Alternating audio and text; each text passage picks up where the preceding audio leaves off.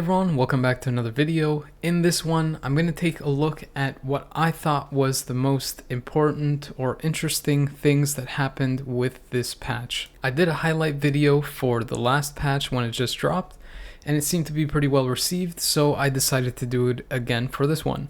Keep in mind that this is just a highlight video, so all the in-depth breakdowns and testing, especially for Alliance Conquest for these characters, will come a little bit after, especially since Alliance Conquest isn't even active now, so I can't test the characters in that mode yet. So the first thing that you might be wondering is, how good is the feature character of this update, Shang-Chi? Well, with the limited testing that I did, I have to say that I was pretty amazed at what he could do with the kit that he has. Some of the most notable changes to his skills with his newest uniform is that now he has way more damage accumulation on his tier 2 passive, and the fact that the damage accumulation is on a passive makes it really good for PvP since he's not dependent on using one skill to activate it. Then on his third skill, the devs gave him an iframe ignore reflect, and if you're familiar with Dormammu's fourth skill, you know just how devastating this is.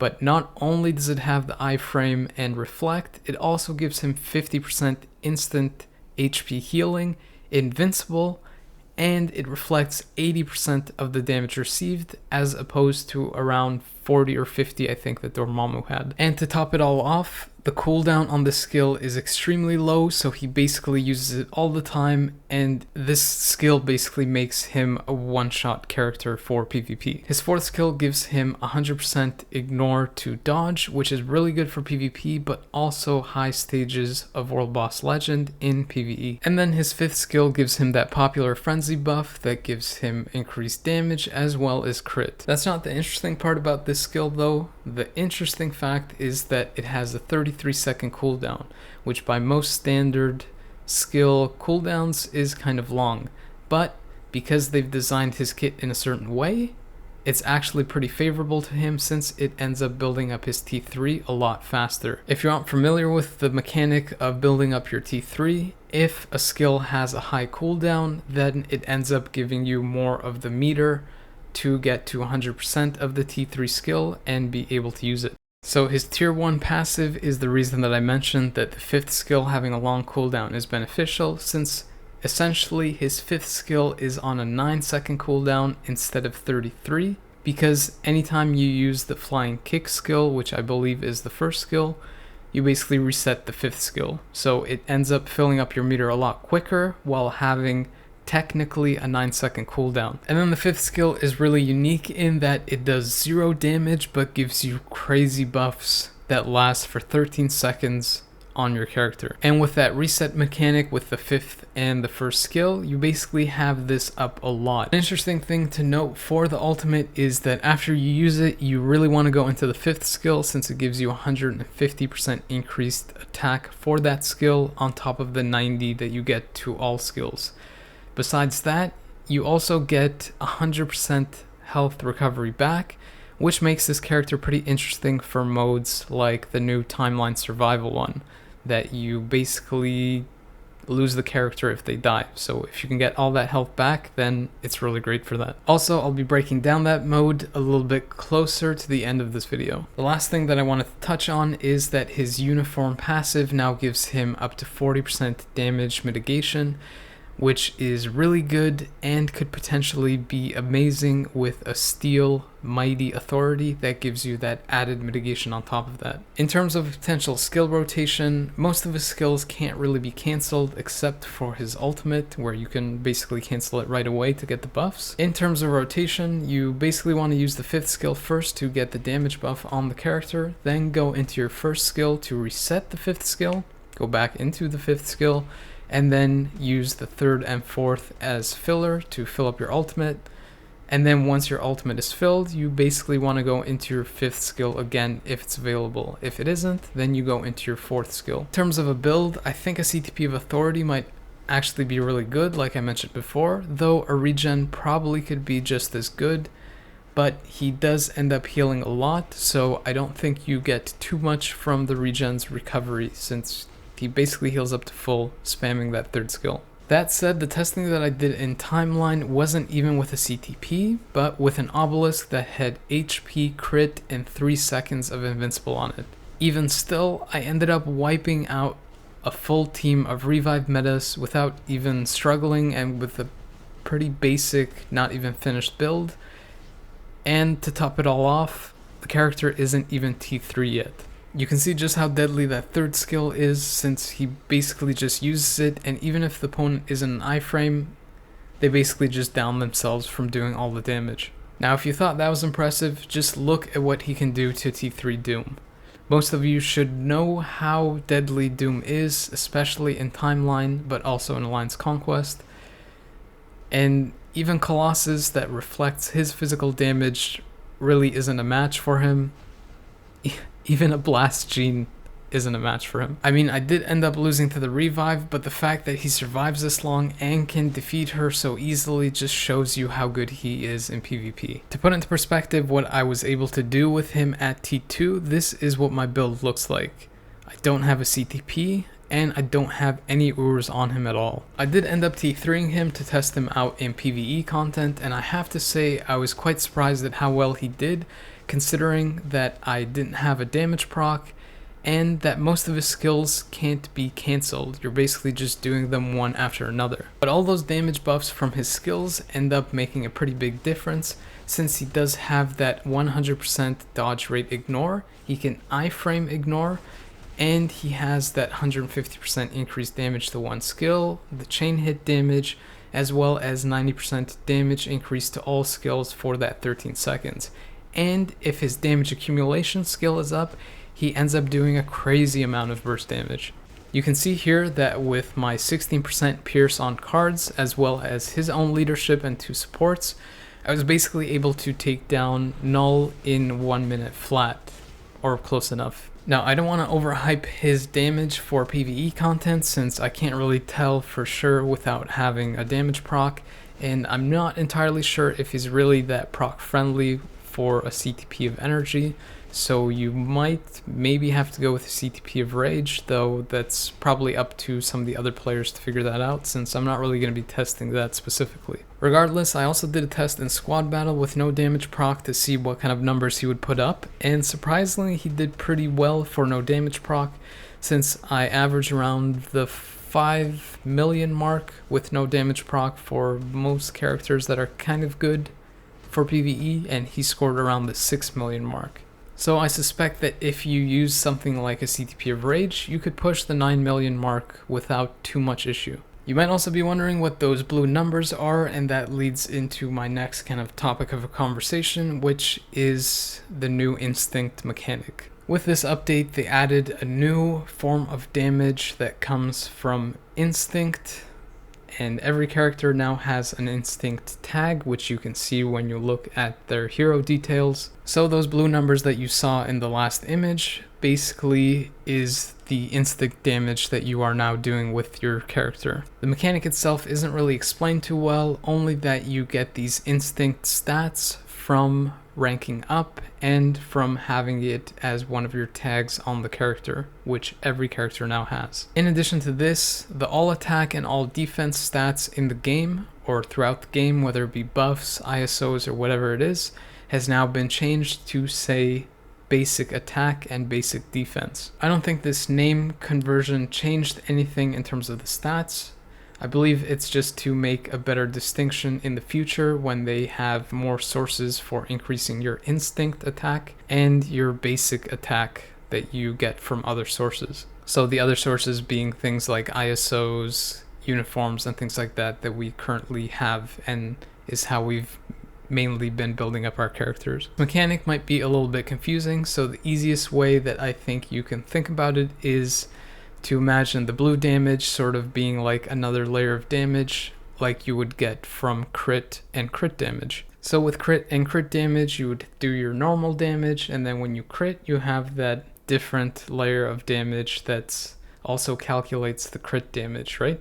So with instinct damage, it's kind of like the same thing, except now you're using the instinct values to calculate that blue damage there. If that's still kind of confusing, then don't really worry about it too much, since we don't really have too many ways of controlling the instinct values right now, so it doesn't really matter. I was actually curious to see what actually does change the instinct values, and one of the things I tested was to see if team passives or things like that affect the instinct values, and that wasn't the case. I also checked to see if the uniform bonuses affected instinct in any way as well, and that didn't do anything either. It seems that the only way to increase your instinct values currently is to upgrade your character's level. You can see here that increasing my character's level from 64 to 66 increased my instinct attack, instinct defense, and total instinct. The character's gears, on the other hand, have no effect on the instinct values. It's simply just increasing from level 60 up to level 70 that affects those values in any way, at least at the moment. The reason I say this is because of the way the UI is set up. You can see that I'm only under all when I looked at the instinct values, but I can also switch between gear, ISO, and card, and you see that the values there are 0. Which suggests that they might be doing something in the future with those things, like the cards, ISOs, and whatever, to change those values. Besides this, I wouldn't be surprised if they add something like a level 80, since you can see characters are already above the level 70 cap in this patch, and because you can only get instinct values increased currently from levels, then it's reasonable to assume that they could try and push that level cap higher. Before I move on to the timeline survival stuff, I want to quickly take a look at some of the other uniforms and new characters, and talk about some of the interesting things and what potential they have in PvE and PvP content. Right off the bat, I can say that Wen Wu is going to be a great addition to your roster, at least for Alliance Conquest, since he has that HP increase to villains, which is a great support in Alliance Conquest for characters like, say, Hulk, that gets damage from the HP, but it also increases the survivability of other villain characters. On top of that, he has the debuff leadership that applies to villains, which is very sought after in Alliance Conquest, and what's even better is that he heals them when that debuff leadership is activated, which is really nice for tanky characters, and probably even better for Hulk, since he also gets that HP increase as well as the recovery from the leadership. The character also has 80% chance to penetrate all on his 5th skill, which could be really interesting in PvP if he gets that off right away. A CTP of Greed might be pretty nice in combination with this. In terms of his rotation in PvE content, what I tested very quickly was to use the 4th skill, and then you can cancel after the rings go up in the air and the AoE effect starts, and then you go into your 5th skill and let that play out fully. If you cancel it before you let it play out fully, you'll lose out a lot of damage on that final hit. Outside of that, I would suspect that your 2 and 1 are filler, and that you can even stay in your 3 and charge it up while you're waiting for the other skills. The KD character doesn't have as standout skills as Wen Wu, but she does have some interesting things in her kit. She also has that 50% chance to penetrate all on her 4th skill, which is really nice, but it is a charge skill, so I'm not sure how that would work on auto if the character stays in it for too long, especially considering that it has no iframe, shield, or invincible on it. She probably will mostly be used as a support though, since she provides that ignore dodge to her allies. And if you take that in combination with her leadership, she ends up being pretty good for Shang-Chi, since she provides that 60% increased damage on top of that ignore dodge. For a quick rotation that you can try out, you can use the 3rd skill since it provides that 50% increased damage to all your skills, and then use your 5th skill, cancel that immediately into your 4th skill, and you can stay charged up in that, or you can try quickly tapping it and then using your 2nd skill to layer on even more damage. As a quick note, you can use the 3rd skill away from the enemies if you want to avoid early proccing if you go with the damage proc, and also the 5th skill has delayed damage on it, which might actually make it pretty good for PvP, since characters like Proxima who have that delayed damage on her spear throw for the 5th skill end up being pretty good. Swordmaster's uniform didn't really stand out too much for me, and unfortunately he got that lower grade uniform, the one that's cheaper, so he immediately gets the 15% increased damage and defense instead of the 20 from the regular cost or the standard one that most characters have. I don't really see Swordmaster doing much in PvE, though in PvP he could be pretty decent since he does have a lot of invulnerabilities and invincible, and he does have penetration, not to all, but to barriers and shields, I believe, up to 50%. So he could be pretty good at taking out those enemies. If you do want to try him out in PvE, it seems like most of his skills can't be cancelled, so the one that I messed around with was using the 5th skill, and then when he plunges his sword into the ground, you go into your 4th skill. So you basically delay cancel the 5th into the 4th.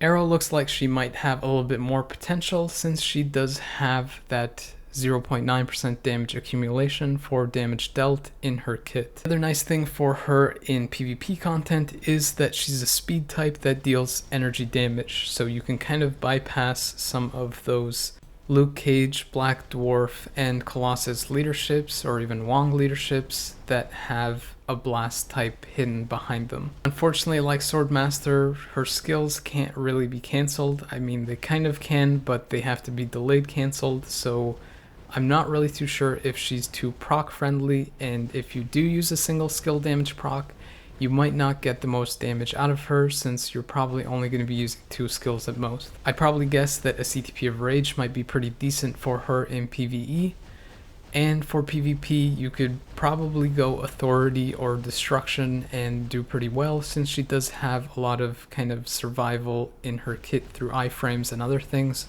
and the longer skills might do pretty well with the damage proc from Destruction. In terms of a PvE rotation, the one that I messed around with was using the 3rd skill, and if you have a single skill damage proc, you probably want to cancel that instantly. Then go into your 4th skill, delay cancel that, and go into your 5th skill. You basically have to start with the 3rd skill since it gives you the damage accumulation. Even though Wave does look better as a standalone character now, I'm pretty sure that she's still mostly just going to be used for her support passive.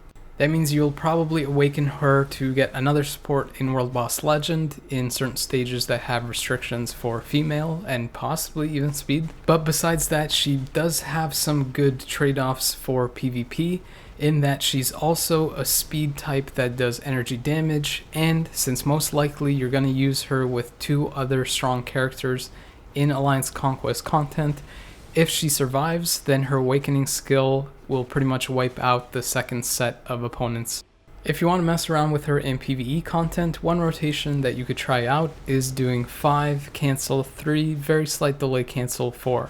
Also, a really nice thing with the awakens from this set is that all 3 of these characters' 6th skill, or their awaken skill, can basically be insta-cancelled and you'd get the full damage out of them. I don't really expect too much from these characters on the PvE side, though I think they might be pretty decent in PvP, especially since the awakened skill for the majority of these 3 characters has up to 80% penetration to all sources. Then finally, the last thing that I'm covering is the timeline survival mode. So the roster or characters that you get to pick in this mode depends on the requirements. And those requirements change depending on the threat level or stage, quote unquote, that you're on. The lower the stage or threat level as it's known in this mode, the more options you have for characters. You can guess similar to Squad Battle and ABX, the higher you go in terms of the threat level, the more restrictions that there will be, and the less characters from your roster that you'll be able to choose.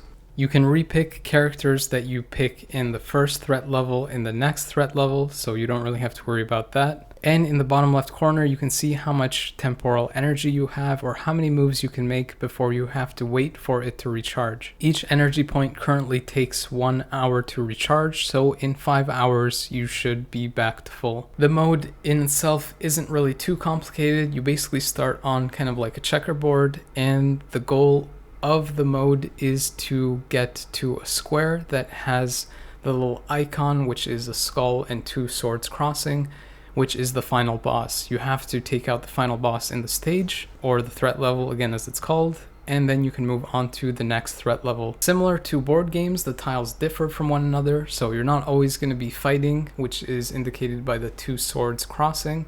In some of them, you will have kind of building icons, and you kind of want to make your way to those since they give you a buff. If you're familiar with Timeline Challenger mode, the buffs there are pretty much identical to the ones that you'll see here. Since the opponent teams that you're facing have certain battle restrictions or benefits, I guess, such as for being villain or speed or things like that, you kind of want to vary your team, so the buffs that you pick out won't really apply to all of your team. In essence, it's not really a good idea to pick all universal, for example, or all speed, since you're gonna struggle in the higher threat levels where the restrictions might pose a bigger problem. So when you have an option to pick a buff, it might not be the worst idea to pick a buff that applies to the enemy instead of yourself. So if you had something like a buff that would give you damage to universal characters for yourself, you might opt to not get that in order to get another buff that might give you damage versus speed or blast types or something like that. In terms of your team selection, the tip that I can give there is that you ideally want to pick characters that have a damage proc, though it's not absolutely necessary in the early stages. But more importantly, you want to pick characters that have healing, since the mode is survival based, and if your character dies, you lose the character regardless of whether they have a revive or not. Off the top of my head, some solid choices for characters you can pick are Mephisto, since he has healing on his 5th skill. He's a villain, and I believe he's also an other type, as well as Blast. And then you can vary it up and have Rogue, so she does physical damage, she's female, mutant, and elemental based, even though Mephisto is as well.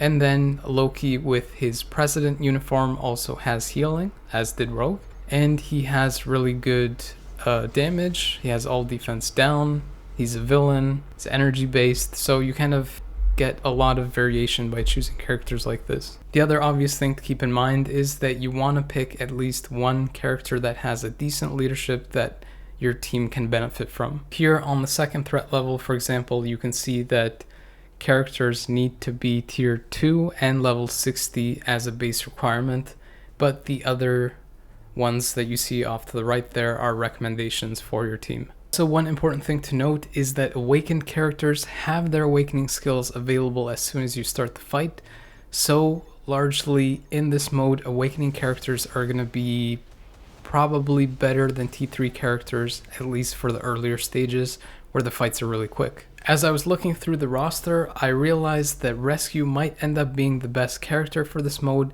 because she provides healing to your entire team when she uses her 3rd skill. The benefit this provides, besides the obvious healing, is that you can use other characters that might not have good survival and she'll take care of the rest. I also very quickly wanted to show you that there's a ton of different variation of squares that you can land on. There's the shop one where you can spend the tokens that you earn through this mode, but there's also other ones where you can get a chest that gives you more tokens, at least that's what I got for my first try, but possibly a whole bunch of other stuff. So that's pretty much the highlight of this patch. I didn't really cover the legendary battle, but if you want to consider getting that, then it might not be the worst idea to kind of hold off a little bit till a crystal spending event is on, where you can kind of double dip in the rewards. Based off the short testing that I did, I'm about 99% sure that Shang-Chi is going to be a powerhouse in PvP modes, so if you have the crystals for the uniform, I would highly suggest getting it. The other 3 awakening characters I would kind of hold off on, especially since 2 of those characters have premium uniforms that more than likely will require advanced mythic uniform tickets, or whatever they're called, to get them to maximum. I'll be covering those characters more in depth in the following videos, though there is some rumor that White Fox might be the T3 for the mid-month, and that we might potentially even get uniforms for Crescent, Luna Snow, and Sharon Rogers. So just keep that in the back of your mind if you're trying to decide whether to upgrade a character or get a uniform this patch. Anyways, I hope you liked the video and the info I packed in it. Hopefully it helps people decide on where to kind of navigate this patch. And if you indeed did enjoy it, then maybe consider liking and subscribing, since it helps me out, and then I can make more videos to help you out. If you have any questions about Instinct builds or the new timeline survival mode or anything else, leave them in the comments below and I'll answer them as soon as I can. Thanks for your time and watching, but the video is now over.